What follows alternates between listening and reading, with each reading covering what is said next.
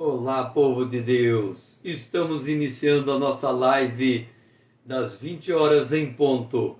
Apocalipse é o nosso tema de estudo. Nós estamos no módulo de número 9, a Igreja Cruzando os Séculos. Miki, seja bem-vinda. A Igreja Cruzando os Séculos, na parte 22. Você é muito bem-vinda, Miki. Nós ontem terminamos falando sobre a igreja de Tiatira e sobre as parábolas. E olha que coisa interessante. Nós temos a primeira igreja do Apocalipse, e a primeira igreja do Apocalipse, ela tem como parábola uma semente, a semente lançada. Esta semente lançada na primeira igreja do Apocalipse, na segunda igreja do Apocalipse, essa semente passa a conviver com o joio. Então nós temos, vou colocar aqui em vermelho, nós temos o joio e o trigo. Esta é a segunda igreja. Quando nós chegamos na terceira igreja do Apocalipse, a terceira igreja, Rafa, seja bem-vindo. Quando chegamos na terceira igreja do Apocalipse, o que nós temos? Nós temos um grão de mostarda que se transforma numa grande árvore. Numa grande árvore. Observa que, à medida que nós vamos avançando nas igrejas do Apocalipse, nós vamos incorporando os elementos anteriores. É uma grande árvore que tem uma semente lançada e depois a semente se torna no trigo e a outra semente que surge é o joio. E também temos aqui os pássaros. Os pássaros. Por que nós temos os pássaros na terceira igreja, que é o grão de trigo? A segunda igreja, quando nós tínhamos o joio e o trigo, havia uma grande perseguição sobre aquela igreja, a igreja de Sardes. Muitos morreram, e a palavra para aquela igreja era: ser fiel até a morte e te darei a coroa da vida. Quando a gente chega na terceira igreja, a igreja já é reconhecida pelo Estado. Em um dado momento, a igreja se torna a igreja oficial do Estado. É por isso que você tem a figura dos pássaros. Ou seja, não é mais somente o joio dentro da igreja. O joio é aquela entidade religiosa que vem para dentro da igreja. Mas o trigo, o pássaro, é aquela entidade não só religiosa, mas também ela tem a ver com o ocultismo dentro da igreja, podemos assim dizer. Ela tem como infiltração maligna dentro da igreja, figurado nos pássaros. E aí chegamos na igreja que nós estamos agora, a igreja de, vamos ver aqui, a igreja de Tiatira. E quando chegamos na igreja de Tiatira, nós temos o quê? Nós temos a figura do fermento dentro da igreja. E o fermento levedando tudo. O que nós podemos concluir com a figura do fermento levedando tudo? É que a igreja hoje, a partir da igreja de Tiatira, a igreja institucional, entenda bem, nós temos a igreja corpo de Cristo inserida na igreja institucional. Essa igreja institucional, ela se torna maior do que a igreja corpo de Cristo dentro da igreja institucional. A igreja é a grande árvore, mas o fermento toma conta dessa grande árvore. Então, quando você vai olhar essas igrejas, você começa a ter que pegar na pinça para encontrar uma igreja que reflete a igreja primitiva, a primeira igreja. Então, nós chegamos na Idade Média, que vai do século V até o século XV, a Idade Média. A Idade Média, no início dela, nós temos a queda do Império Romano Ocidental. O Império Romano Ocidental, ele tem uma queda em 476 e o fim do Império Romano foi a tomada de Constantinopla pelos turcos em 1453. Então, o que sobrou do Império Romano, ele vai meio que se dissolvendo, ele vai se desfazendo nesse período de história. E aí, esse período de história, que vai, colocando aqui do ano 523, vai do ano 538, então nós temos aqui o ano 538 até o ano de 1492.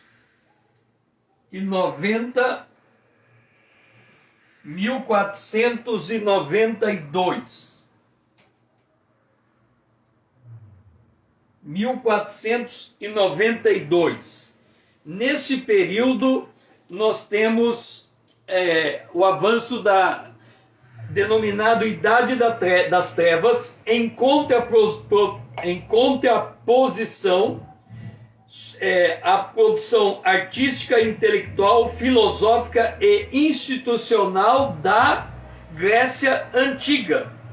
Então, nós tínhamos lá na Grécia Antiga o despertamento filosófico do mundo, e ele entra em colapso nesse período chamado Idade das Trevas. Então nós vamos ver o Império Romano Oriental, a expansão islâmica e as cruzadas. Desde o imperador Diocleciano, que vai de 284 a 305, o Império Romano ficou dividido em dois extremos, o Oriente e o Ocidente. Entenda uma coisa, que isso é importante nós termos essa dimensão histórica à luz da Bíblia. Quando nós olhamos hoje os Estados Unidos, a China e a Rússia, olhando sob a ótica do mundo atual, eles são as três grandes potências mundiais, ok? Estados Unidos, China e Rússia. Hoje se pergunta quem é a maior potência mundial. Nós estamos vendo com a pandemia os Estados Unidos passando por uma batalha contra a pandemia. Aparentemente a China está indo bem e a economia dela está crescendo. Quando você olha as nações de hoje à luz da Bíblia, você não encontra, Dora, seja bem-vinda, você não encontra nem os Estados Unidos, nem a Rússia e nem a China. Por quê? Porque quando você olha para as nações na Bíblia, você encontra a Babilônia, depois você encontra o Império Medo-Persa, depois você encontra o Império Grego e depois você encontra o Império Romano.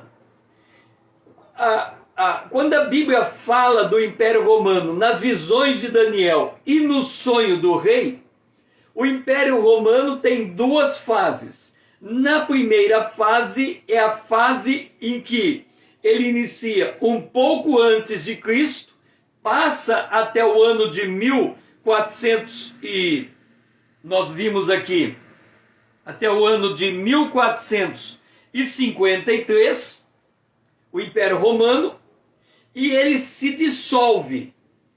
Aí a Bíblia diz que ele vai voltar no final com uma conformação de 10 nações.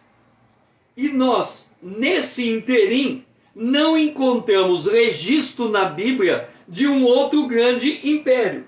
Então não cabe as conquistas de Napoleão Bonaparte, não cabe as conquistas da Alemanha nas Primeira e Segunda Guerra Mundial, como não cabe as conquistas americanas, Rússia e China. Por quê? Porque esses impérios eles não têm registro na Bíblia. Então, quando a gente vê o movimento destas nações querendo disputar a primazia do poder, eles só vão conseguir ter registro à luz da Bíblia quando os 10 blocos de nações surgirem e eles entregarem o seu poder à besta. O que significa isso? Que nós tivemos a Primeira Guerra Mundial, nós tivemos a Segunda Guerra Mundial, a igreja esteve presente na Primeira Guerra Mundial, na Segunda Guerra Mundial, podemos ter uma Terceira Guerra Mundial e ainda assim o mundo não vai estar na conformação das 10 nações. O arrebatamento pode ainda não ter acontecido. Por quê? Porque o que vai definir a formação das 10 nações, entregando o seu poder ao anticristo, à besta, é a saída da igreja da terra, o arrebatamento. Enquanto o arrebatamento não acontecer, a conformação é esta. Então, quando olhamos para o Império Romano, a gente vê, nesse momento da história, ele entrando nesse movimento de decomposição. Por quê? Entenda, naquela época, lá pelos anos de 300, o Império Romano era muito grande. E ele tinha os germanos vindo de uma região e os persas vindo de outra região. Então eles tiveram que escolher que parte da região defender. Como Diocleciano dividiu o império e Constantino foi para o Oriente, e ele tinha o exército mais poderoso, o Império Romano se desloca para o Oriente e o Ocidente fica desassistido. Ele tem que enfrentar guerras no Oriente e ele não pode vir em socorro ao Ocidente. E o que vai acontecer com o cristianismo? Ele vai junto, porque ele sai de Jerusalém, vai para Roma, e quando o Império Romano vai para Constantinopla, o cristianismo segue junto.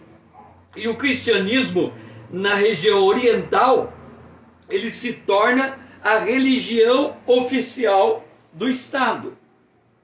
A cultura grega, ela sobrepujou a cultura romana, caracterizando o Império Bizantino e o cristianismo ortodoxo na região oriental.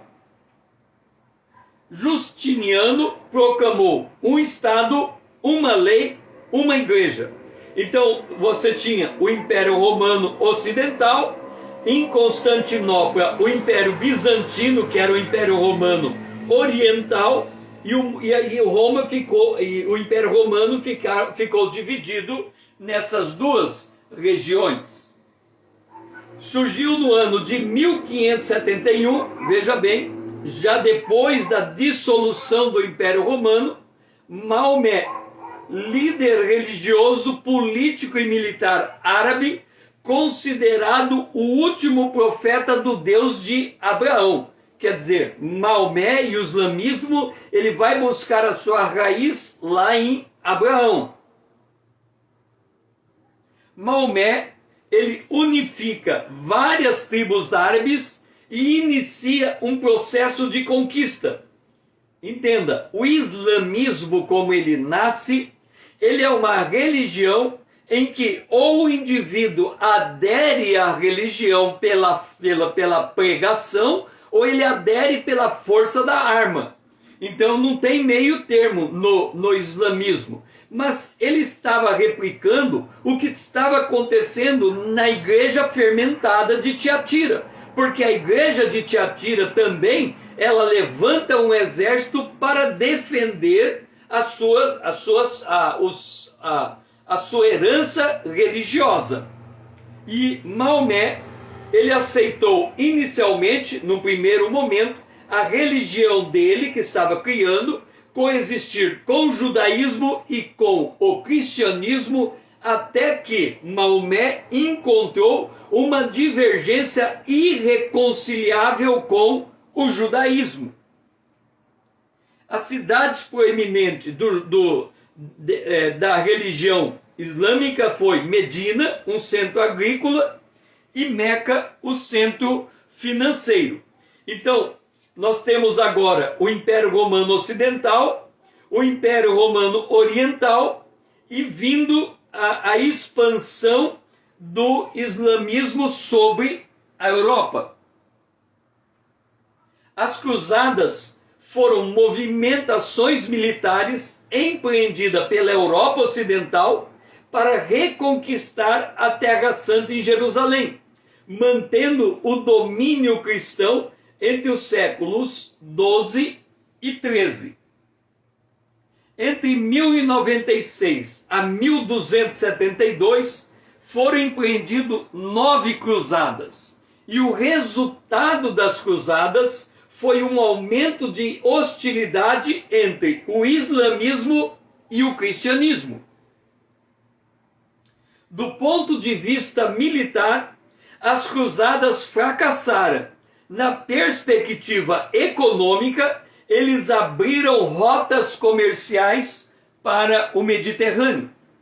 Então nós temos esse confronto entre as cruzadas e o islamismo que estava vindo contra a Europa. E aí nós temos um outro movimento acontecendo na Europa, a Inquisição. E depois uma contraposição a esse movimento, que foi o avanço do saber. E aí a Igreja Católica, ela se constitui naquilo que ela se torna hoje. Nesse período da Idade Média, da Idade das Trevas, a Igreja Católica instituiu a Inquisição, visando combater heresia, blasfêmias, bruxarias e costumes considerados desviantes entre o século XII ao século XV. Em 1184, a Inquisição surge no sul da França, em Languedoc, para combater a heresia dos cátaros e dos albigenses. Outras inquisições importantes que nós temos notícia, Rodrigo, seja bem-vindo. Inquisição importante, nós temos a Inquisição Espanhola e a Inquisição Portuguesa. E a Inquisição, como se processava a Inquisição? Envolvia denúncia, interrogatório, torturas em muitos casos, julgamento, sentença e execução, inclusive execução com fogueira. Este foi o período mais negro da história. Observa que há uma similaridade na história uma inversão, né? Na história de Jacó. Jacó, na primeira parte da sua vida, ele se prevaleceu contra Esaú ao ponto de roubar de Esaú a sua progenitura. Depois Jacó, ele passa a ser perseguido por Esaú. Com a igreja, o caminho foi invertido. A igreja era perseguida quando ela nasce, e depois que ela se estabelece, ela se torna uma igreja perseguidora. E aqui nós estamos falando da igreja institucional, porque falando sobre a igreja de Tiatira, há um chamado de Deus ao arrependimento para aqueles que estão vivendo nessa circunstância histórica. Então nós temos o joio e o trigo disputando o espaço dentro do âmbito religioso. Calcula-se que em torno de 150 mil denúncias foram levantadas nesse período, com em torno de 3 mil execuções na Inquisição. E nesse período, já agora caminhando para o fim da Idade Média, vem o renascentismo, que vai fazer uma revitalização da antiguidade clássica entre os séculos XIV e o fim do século XVI. O renascentismo, ele é um movimento artístico, cultural e científico com as principais características do renascentismo. Observe um detalhe. Nós ainda não temos o movimento da reforma. Nós temos um grande período de trevas. E o que é que está tirando o mundo dessas trevas? A cultura grega. O renascentismo vai buscar no passado, na antiguidade, uma nova maneira de ver o mundo. E aí surge o humanismo, o antropocentrismo, o individualismo, o universalismo, o racionalismo, o cientificismo e a valorização da antiguidade clássica. Deixe-me colocar uma coisa para vocês. Vocês se lembram, eu falei em módulos anteriores, quando nós analisamos o período anterior ao dilúvio. O período anterior ao dilúvio surgiu uma grande civilização que foi destruída pelo dilúvio. Eu não sei se vocês têm consciência disso, mas a civilização anterior ao dilúvio, ela foi formada por Caim. Quando Caim, depois de ter matado Abel, e Deus ter confrontado Caim, Caim pediu para Deus um salvo-conduto. Ele queria poder continuar existindo sem que alguém o matasse. E Deus deu uma marca para ele que lhe serviu de salvo-conduto. O que Caim fez? A primeira providência de Caim foi construir uma cidade. A primeira cidade construída na história da humanidade foi construída por Caim. Observa, a Bíblia diz assim: saiu Caim da presença de Deus e construiu uma cidade. Quando você vai no capítulo 4 de Gênesis, a descendência de Caim constrói, primeiro, o movimento pastoril e agrícola, agropastoril, levanta pessoas vocacionadas ao movimento pastoril e agrícola. Depois levanta um filho dele. Vamos lá, para sermos mais precisos. Em Gênesis capítulo 4. Levanta Jabal, pai dos que habitam em tenda e possuem gados. E aqui nós temos um movimento pecuário, e podemos, por extensão, dizer o movimento agrícola. Depois aparece Jubal, que é pai dos que tocam harpa e flauta. Então aqui nós temos o mundo recreativo, o mundo cultural, o mundo da música, o mundo da arte, a partir da descendência de Caim. Depois nós temos Tubal-Caim, artífice de todo instrumento cortante de bronze e de ferro. Portanto, nós temos a indústria. Agora vamos juntar tudo. Nós temos a pecuária e a agricultura, a cultura e a indústria. E aí eu pergunto para você, como é que é formada a nossa civilização hoje? Também pela agricultura, pela cultura e pela indústria. E a cidade que Caim construiu. O que eu estou dizendo com isso? É que, da mesma maneira que aquela geração construiu uma civilização fora da presença de Deus e se tornou uma grande civilização. No entanto, ela carregou dentro dela o fermento da maldade e ela teve que ser destruída por Deus. Na idade das trevas, sai o movimento de dentro dela. E esse movimento, primeiro, não é a reforma evangélica protestante evangélica. O primeiro movimento é uma reforma humana. Entenda, Satanás, ele tem dois objetivos: conseguir poder político, conseguir poder religioso. E ali fermenta uma cultura humanística. Essa cultura humanística, ela vem crescendo ao ponto de se tornar a cultura dominante nos dias de hoje, querendo se levantar contra a sociedade judaico-cristã. Nos Estados Unidos tem um movimento chamado Prayer Room. Esse movimento, o pastor Mike, que é o pastor desse movimento, ele tem um grupo de oração que ora 24 horas por dia, há mais de 21 anos. Vanessa, seja bem-vinda. Ele ora 24 horas por dia há mais de 20 anos, e ele diz o seguinte: existe 3 movimentos proféticos para os dias de hoje. Primeiro movimento profético, Salmo de número 2. O que é esse movimento profético?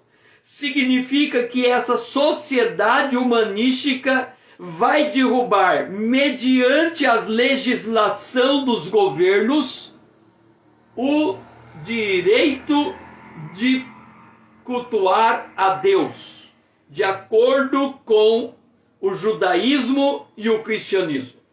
Ou seja, ele está antevendo que a igreja desse tempo, antes do arrebatamento, vai passar ainda por uma grande perseguição, porque os governantes vão produzir cada vez mais leis anticristãs. Olha onde está a semente aqui. Final da Idade das Trevas, o humanismo brotando. Segundo movimento que ele diz, haverá uma grande conversão no Oriente Médio. Por que haverá? Ele cita, se eu não me engano, Isaías 19. Ele diz que Israel será o terceiro e o primeiro será o Egito. Então, naquela região, Egito, Israel e Síria, será talvez o último foco de avivamento do mundo antes do arrebatamento da igreja.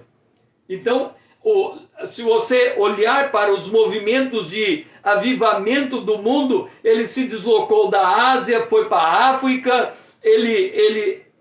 da América do Norte ele foi para a Ásia, depois da Ásia ele foi para a África, e agora, segundo esse pastor, ele está se deslocando para o Oriente Médio. E faz sentido, porque tem um movimento de intercessão mundial pela janela 10 por 20. A janela 10 por 20 é centrada naquele lugar, e nós estamos vendo aqui aonde nasceu o islamismo. E hoje há uma concentração de oração para derrubar as fortalezas da janela 10 por 40. É 10 por 40, se não me engano. E esse avivamento, em contraposição, no mundo ocidental, vai haver um movimento contra a igreja. É uma coisa incrível, porque o avivamento levanta do lado de cá e do lado de lá, e do lado de cá vem uma perseguição. Então este é o segundo movimento que ele entende que é cumprimento da palavra profética. O terceiro movimento é o movimento da Terceira Guerra Mundial, que está também a caminho. Então, este é o cenário que nós temos no nosso horizonte. E quando nós voltamos aqui para a Idade das Trevas, nós vemos o humanismo se levantando. E deixa eu me ver aqui. O humanismo se levantando. A Igreja Católica, nesse período de 538 a 1492, ela se torna a organização mais poderosa da Idade Média, tanto no seu patrimônio quanto no seu poder.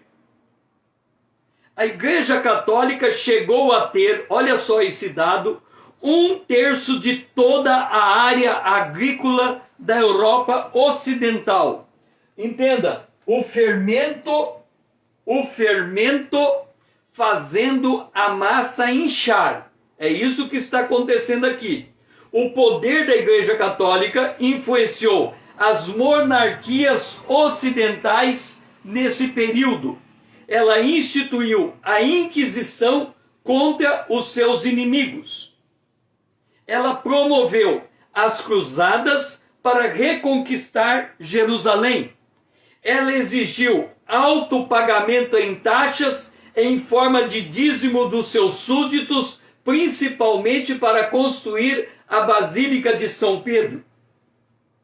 Ela cobrava juros altos juros de empréstimos. E ela comercializava bens eclesiásticos. E daí vem a reforma que era contra a venda das indulgências. Ela vendeu indulgências como forma de construção da Basílica de São Pedro. E a Igreja Católica instituiu o celibato para aplacar a depravação dos costumes entre os líderes religiosos. Agora, eu quero que você abra sua Bíblia em... Vamos ver. Abra sua Bíblia em, acho que é 1 Timóteo.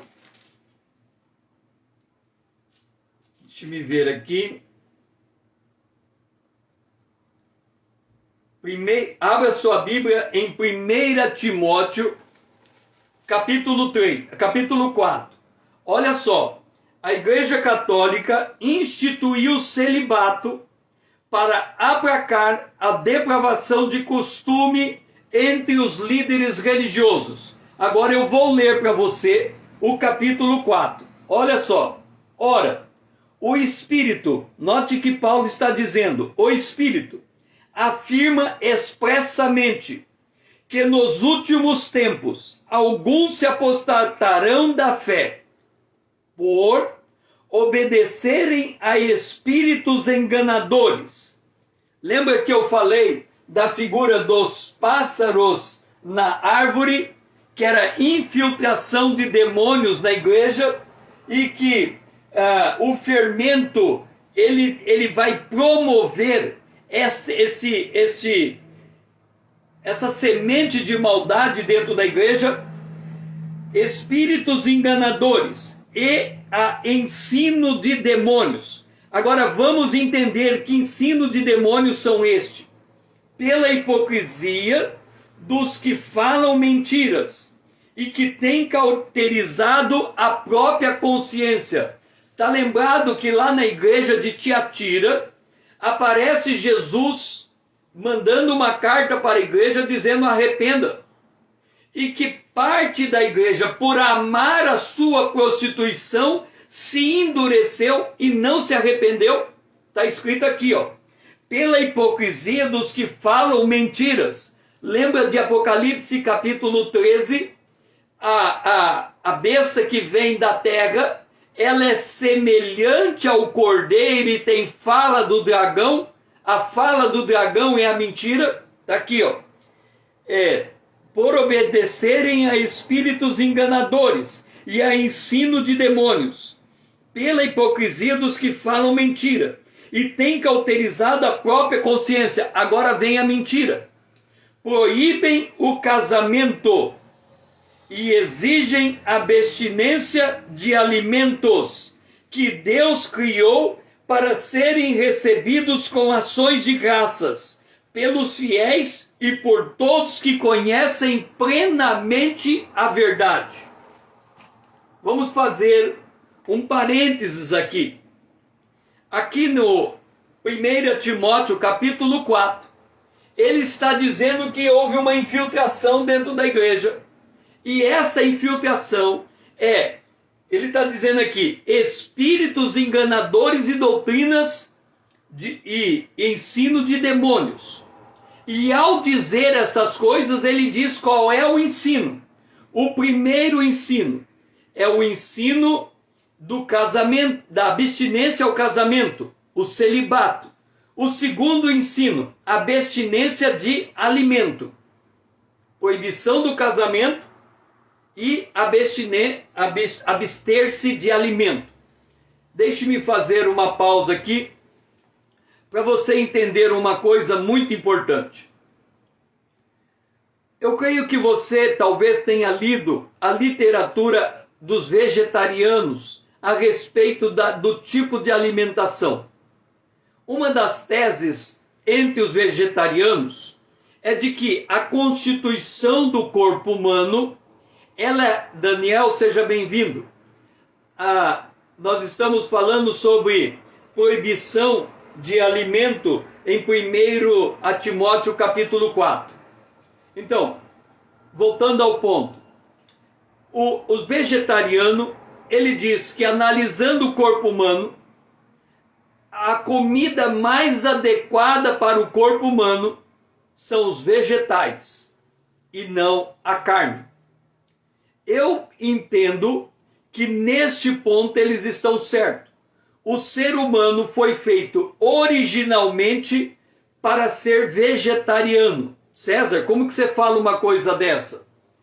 Quando nós lemos Gênesis, no capítulo de número 2, capítulo de número 1, quando Deus cria o homem no sexto dia, ele diz assim, no sexto dia, versículo 30 do capítulo 1, todos os animais da terra, aliás, começa no 29, ele diz ao homem, eis que vos tenho dado ao ser humano todas as ervas que dão semente e se acham na superfície de toda a terra, e todas as árvores que há fruto que se dê semente, isso vos será por alimento. Antes do dilúvio, o alimento do ser humano era o vegetal. Verso 30. E todos os animais da terra, e todas as aves do céu, e todos os répteis da terra, que há fôlego, toda erva verde se lhe será para mantimento.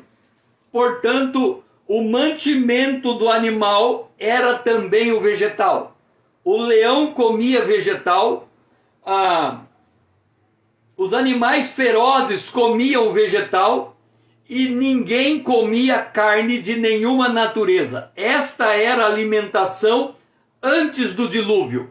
Naquele período, o homem vivia quase 1000 anos de idade. A conformação do planeta Terra era praticamente uma estufa, porque não havia chuva e o orvalho regava a face da Terra. Por isso que a humanidade, antes do dilúvio, podia viver do mantimento vegetal. Aí você vem e pergunta assim, César, se você está dizendo que eles se alimentavam do vegetal, que era a ordem divina se alimentar do vegetal, por que que Abel era pastor de ovelhas? E por que que Caim era agricultor? Se Abel era pastor de ovelha e o alimento autorizado por Deus não era o alimento animal, mas vegetal, o que que ele fazia com as ovelhas? Note uma coisa. Adão e Eva se perderam dentro do jardim do Éden. Eles foram expulsos do jardim do Éden. Adão viveu mais de 900 anos. Enoque, que foi o sétimo depois de Adão, conheceu Adão por 300 anos, antes de Adão morrer. Adão morreu e depois Enoque foi arrebatado. Enoque conviveu com Adão por 300 anos, ok? Bom, a história de Adão no jardim do Éden, ele contou por todas as gerações que vieram, até Enoque. Ponto. Uma das histórias que Adão contou, que era o que aconteceu no jardim do Éden, porque a transmissão da história era oral, ele contou o seguinte: a serpente chegou no jardim, enganou a mulher me deu a fruta do conhecimento, eu comi a fruta junto com ela e nós nos vimos nus. Agora vem o detalhe. Ele fez veste de folhas de figueira para cobrir a sua vergonha. Então, O primeiro estilista de moda foi Adão. Ele fez vestes de folha para cobrir a sua vergonha. Ponto.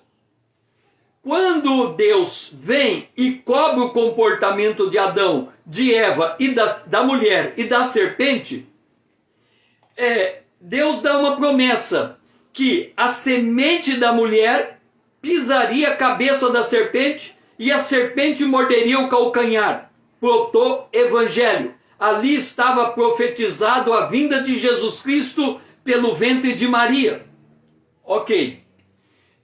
Isso acontece no capítulo 3, versículo 15. No capítulo 3, versículo 20, Adão, que era especialista em dar nome para animais, ele dá o nome da sua esposa de Eva. Antes ela chamava varoa, porque do varão foi tomado. Agora ela passa a ser chamada Eva, que significa mãe dos viventes. Mas a mulher dele não podia ser mãe dos vivos. Ela tinha que ser mãe dos mortos, porque comendo do fruto proibido, o salário do pecado é a morte. Mas como Deus deu a promessa que do ventre da mulher nasceria uma criança que pisaria a cabeça da serpente, ele disse: você é mãe dos vivos, porque você vai trazer o Redentor dentro do teu ventre. Ele muda o nome. Quando ele muda o nome, Deus confere a ele uma roupa de pele de animal. E Abel capturou aquilo. Ele entendeu que a única maneira de um homem chegar na presença de Deus era mediante a morte de um animal inocente.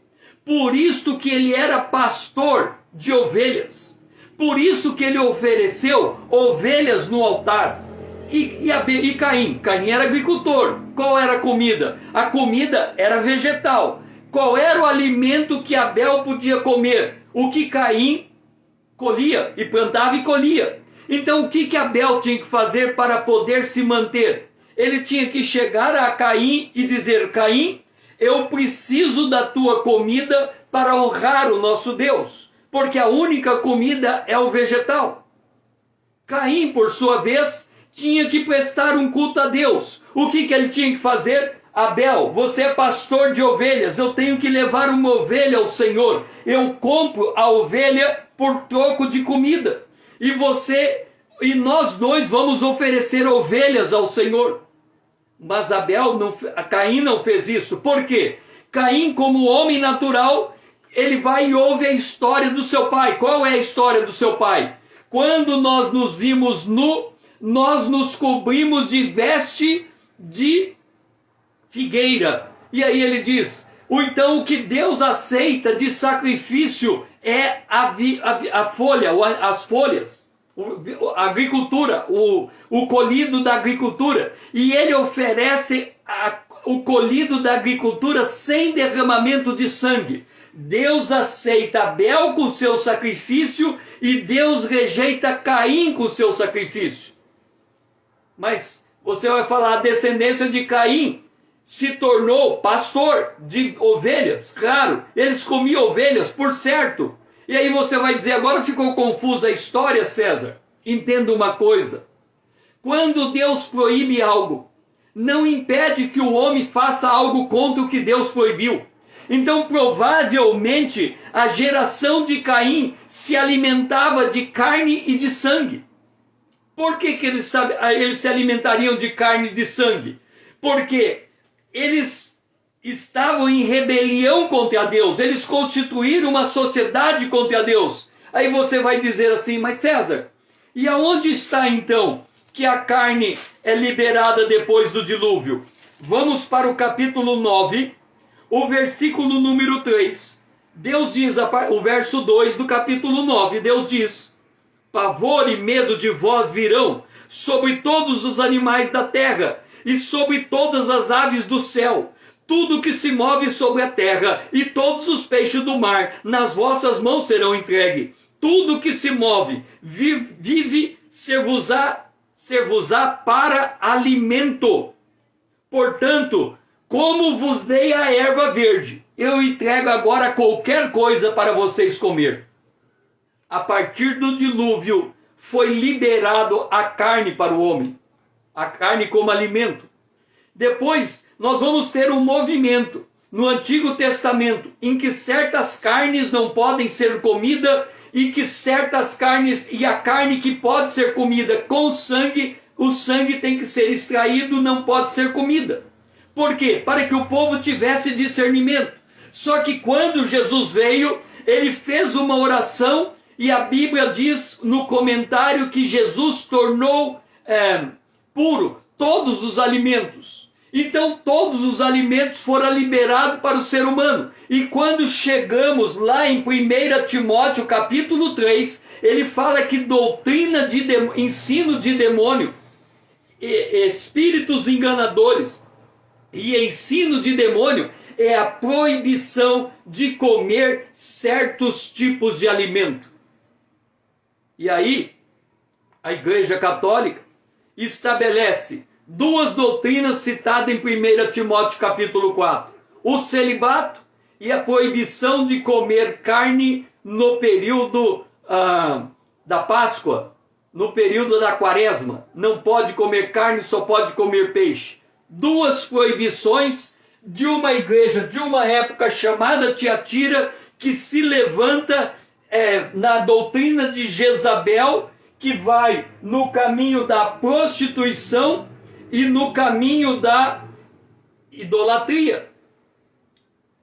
E aí, nós temos uma igreja em que se parece com Cristo, mas fala como o dragão.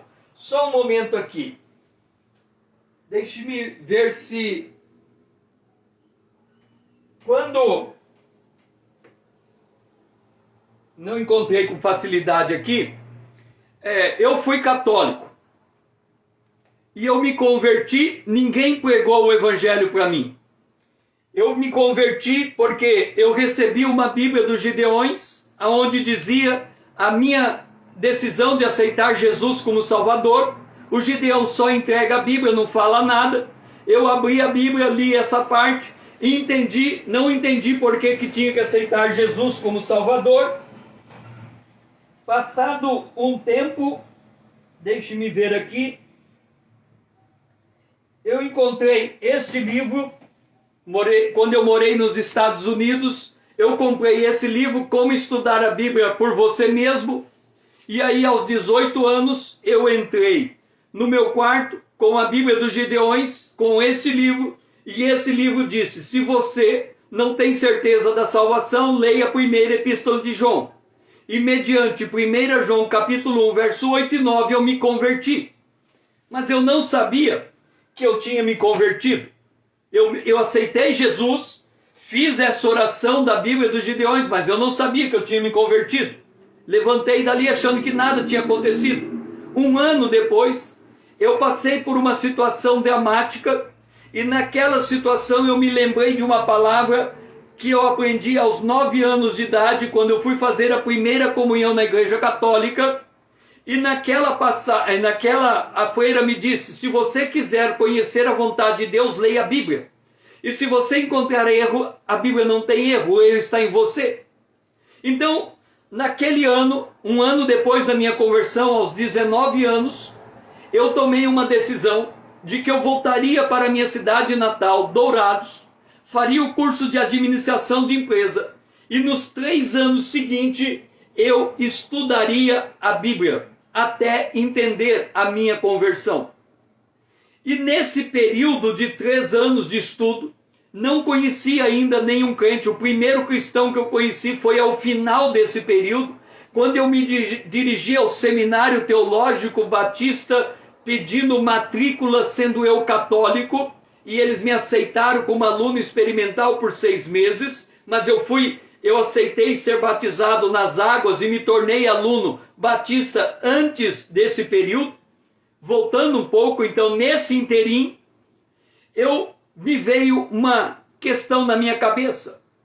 Fora da Igreja Católica não tem salvação. E eu comecei a estudar a Bíblia. E eu falava, não faz sentido. A salvação está em Jesus. Ela não está em uma igreja específica. E aí estudando a Bíblia, eu entendi que a salvação está em Jesus Cristo e não na igreja. A igreja é corpo de Cristo, a igreja não salva. A igreja é constituída por aqueles que são salvos. E aí eu entendi que aquele ensino não estava correto. Mas eu precisava sair da igreja católica. E eu não conseguia sair porque tinha um monte de outras doutrinas. E aí eu comprei um livro chamado Compêndio do Vaticano II. O Compêndio do Vaticano II, eu não consegui localizar ele aqui, mas deve estar em algum lugar. E são as doutrinas principais da Igreja Católica. E eu fui lendo doutrina por doutrina. Eu estudava a doutrina, ia para a palavra de Deus, estudava a palavra de Deus e eu via que não casava. Quando eu terminei de estudar o Compêndio do Vaticano II, eu entendi que a salvação não estava na Igreja Católica e eu tomei a decisão de sair dela. Sai dela, povo meu. Então, nessa situação, chegamos aqui na igreja de Tiatira e encontramos esta igreja assumindo uma posição de Estado, entronizando uma doutrina que não é mais a doutrina do Evangelho. O apóstolo Paulo diz, ainda que venha eu ou um anjo pregar um outro evangelho diferente desse, seja anátema. E qual é o evangelho que a igreja prega? A salvação é mediante a fé e obras. A salvação é mediante a fé e obras. E qual outra doutrina que ela prega? Que você tem a Bíblia, o magistério da igreja e a autoridade papal. Então, e a tradição, o magistério, a Bíblia, o magistério da igreja e a tradição. Então, esse magistério da igreja e essa tradição, eles vão levantando doutrinas completamente diferentes das doutrinas da Bíblia, das doutrinas da Escritura. E aí nós temos o quê? O fermento foi introduzido pelos ministros de Satanás, que se disfarçaram em ministros de justiça, sendo, contudo, inimigos pertinazes da cruz de Cristo, porque cuidavam tão somente das coisas terrenas. 1 Coríntios 11, 14 e 15, Filipenses 1, 18 e 19. Note, quando Jesus, ele fala que ele vai para a cruz, ele fala que vai morrer e ressuscitar, Pedro disse, não será assim contigo. Jesus se volta para Pedro e diz assim, Satanás, o Senhor te repreende. Mas era Pedro na frente de Jesus. Mas Jesus soube discernir a voz de Satanás tentando instruir o apóstolo Pedro. Aí você vem e diz, César, como é que Pedro, estando na frente de Jesus, consegue falar uma barbaridade dessa, influenciado por Satanás? É isso que se chama, lá em Efésios, no capítulo 6, setas malignas. Setas malignas são pensamentos que se infiltram em nossos pensamentos. Como que funciona? Você começa a meditar, o pensamento penetra na tua voz, dentro da tua mente, como o ventríloco lança a voz para falar na boca de um boneco, ele fala na tua mente, você pega carona e você constrói uma doutrina em cima daquele pensamento que nunca foi nem o seu pensamento e nem o pensamento de Deus. Fermento introduzido pelos ministros da justiça. Então, quando nós lemos aqui na igreja de Tiatira, nós estamos abrindo a revelação. Nós estamos olhando o mundo como ele é, nos bastidores. Porque quando você vem para o mundo físico, você não vai encontrar a aparição de Satanás fazendo essas coisas todas, doutrinas de demônios caracterizada desta maneira. Entenda uma coisa, como funciona a revelação de Deus. Lembra que, vamos continuar primeiro. O Evangelho se tornou irreconhecível. Os apelos para com os cuidados da vida e a fascinação da riqueza se intensificaram, cada um voltando para os seus próprios interesses. Nesta era, o poder tolerante do clero era movido pela sedução advinda da doutrina de Jezabel. A igreja institucional se consolidou por meio de um sincretismo religioso, larga via para a constituição do sistema espiritual babilônico que nós vamos encontrar depois do arrebatamento.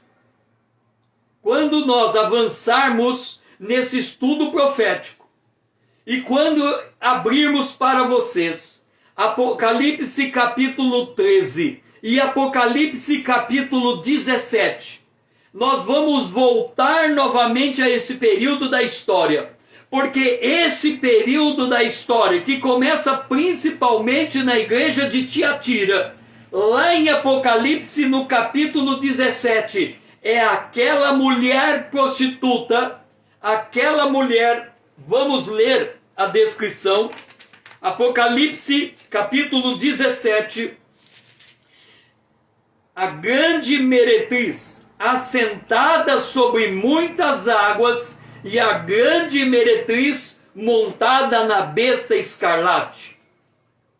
Lá na frente, nós vamos voltar a esse período da história, e vocês vão enxergar, porque o que nós estamos enxergando é a revelação, o que está por detrás dos bastidores da história. Então, quando nós olhamos a igreja institucional, se formos nos livros da história, nós vamos encontrar razões de justificativa para ela ser o que é, para ela conseguir se explicar cristã, mesmo com esse braço poderoso na política e na religião. Agora, eu quero que você entenda uma coisa. Quando nós estamos estudando a revelação, nós estamos estudando a realidade como ela é. Quando nós falamos que ministros de Satanás se disfarçam em ministros da justiça, no mundo natural, isto não é tão discernível. Os homens que são o joio no meio do trigo, eles são muito parecidos. As justificativas são muito parecidas. O que eles estão construindo é muito parecido. Quando você olha o que Jesus disse, um homem constrói a casa sobre a rocha, o outro constrói a casa sobre a areia. Para nós que sabemos o que temos embaixo da casa, porque Jesus está nos informando, é muito claro, é areia ou rocha. Mas para as pessoas que estão construindo, elas não percebem muito o que tem embaixo. O cristão, o homem espiritual que discerne tudo, ele percebe a rocha debaixo dele. Mas o homem natural, mesmo se tivesse a rocha debaixo dele, ele não ia saber. Porque o homem natural não compreende as coisas de Deus porque lhes parece loucura. Então o homem natural, como é que ele constrói o seu conhecimento? Mediante uma sabedoria que nasce humana, se torna animal e depois vira diabólica. Como assim, César? Nasce humana, se torna animal, depois vira diabólica. E na próxima live eu estarei aprofundando de novo esse conceito. Por que do ponto de vista da Terra, a sabedoria humana começa no humanismo, se torna depois animal e vira um instrumento diabólico. Por hoje, nós estamos chegando ao final dessa live. Amanhã, às 20 horas em ponto, estaremos de volta aqui, se Deus nos permitir. E eu quero agradecer a Miki, Rafa, Dora, Rodrigo, Vanessa, Daniel, por terem estado aqui junto comigo. Se você ainda não é meu seguidor aqui no Instagram e nem ali no YouTube, venha fazer parte dessa comunidade. Vamos tornar essa comunidade significativa para que a palavra de Deus possa ter um ponto de alavancagem para se espalhar por toda a internet. Também eu convido você a pegar esse vídeo e mandar para os seus amigos pelo aviãozinho. Me ajude a levar a mensagem mais longe. Vamos despertar o povo de Deus que está dormindo nessa última hora, para que ele se levante, se coloque de pé e Cristo venha a esclarecê-lo. E se você quiser perguntar a respeito, eu tenho por hábito, à medida que eu vou falando, o volume de conteúdo que eu tenho é muito grande. Nós temos todo o livro do Apocalipse para avançar. Se vocês acompanharem os vídeos anteriores, nós estamos no módulo número 9 do Apocalipse e só fizemos até agora o capítulo 1, o capítulo 2 e não chegamos ainda no capítulo 3 e uma parte do capítulo 12. Então nós estamos avançando, debulhando a palavra de Deus para que nós possamos entender com propriedade, manejando bem a palavra da verdade. Então, se você tem algum comentário a fazer, vem. E se você está me acompanhando, escreve #Estou com Cristo. E eu sei que você está atento a tudo aquilo que a gente tem dito neste lugar. Que você tenha um restante de dia abençoado na presença de Deus e que o Senhor seja louvado.